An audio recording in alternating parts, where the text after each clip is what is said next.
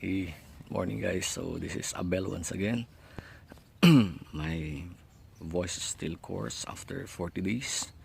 So just bear with me. So in today's video, I'd like to share with you what you're going to expect a week after your surgery or thyroidectomy. In my experience, of course, you'll expect that your voice is going to be hoarse. That's normal.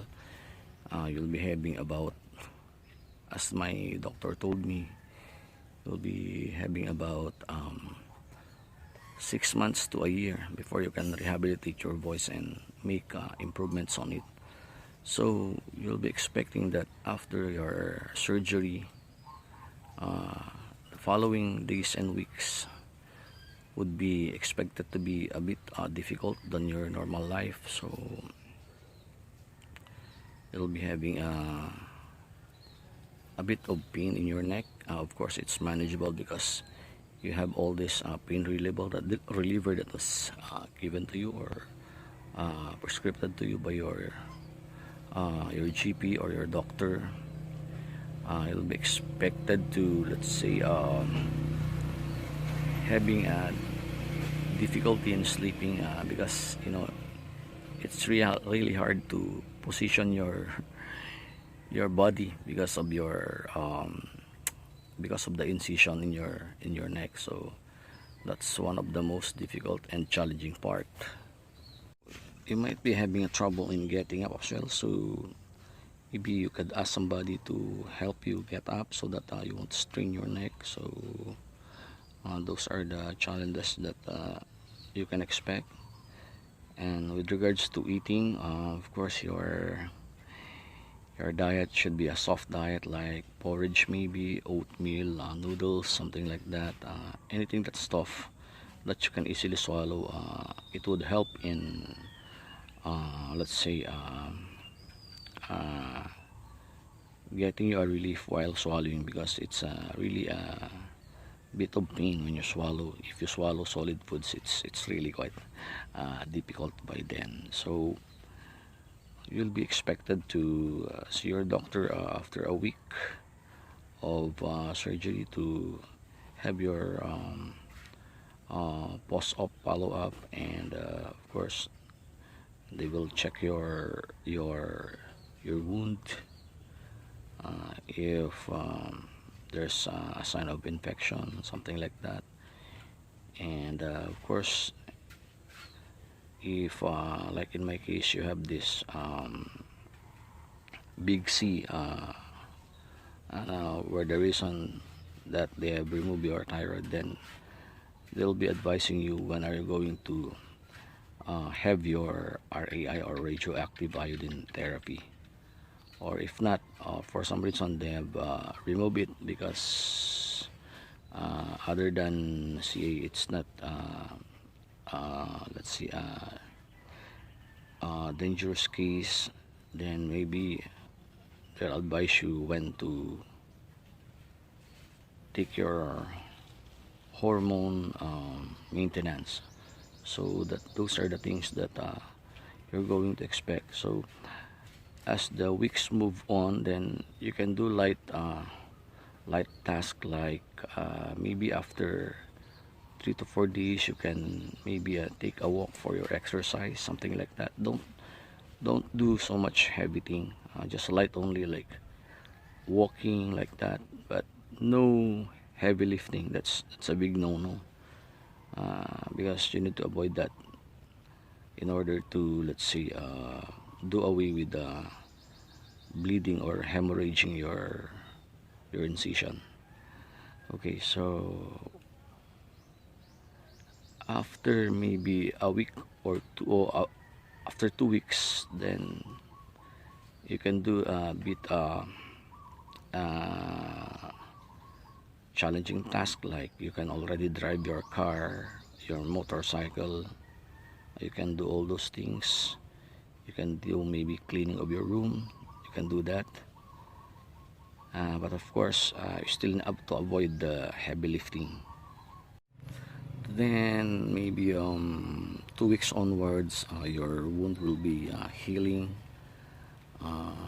So the pain is very less, or maybe at this point it's no more. Then you're already able to, let's say, wake up on your own, or let's say get up on your own. You can already swallow normal foods. Okay, so those are the things that you can do. You can increase your walking exercise maybe by 1 to 2 or 3 kilometers. I've done that because it's really good to have your walking exercise, so that your blood flow will something like flow nicely in your body, and it will help your wound heal easily, because the oxygenated blood is running around in your in your whole body. And of course, you can also lift midweight things already. By then maybe you can do gardening, or whatever hobbies that you do, of course, without giving a force too much. So you can also do the bathing by okay, it's already good to, let's say, to wet your wound by then, so it should be okay, so that it will be always clean. Those are the things that I've done for the post surgery. Okay, so as for my case, I still have to raise my finances in order to undergo this radioactive iodine therapy, because it's still quite let's say, I would say, financial challenge, because for normal individual like me, without any source of big income, it's really a bit of challenge if you have this kind of illness. So I was supposed to have my RAI on the 14th of January, but I asked my doctor if at least they could extend it for quite some time, because I don't have yet the financial resources to let's say, to use for my RAI. So I'm still raising some funds for it, and really that's one thing of a challenge if you're just an average person having this kind of illnesses. I would say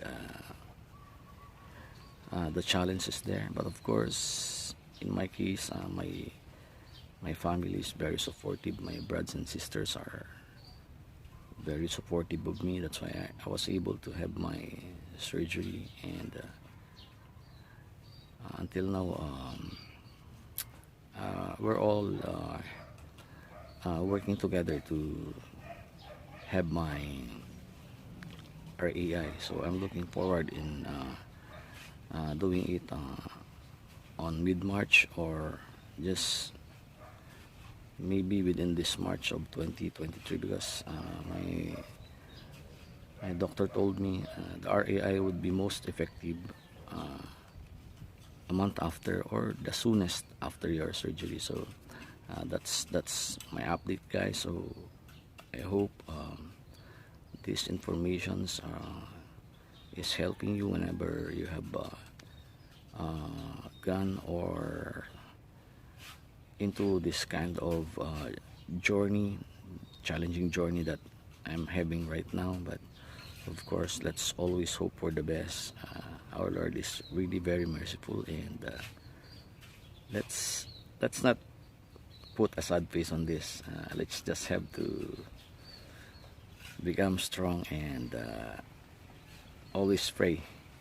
That's it. So see you guys in my next updates. God bless.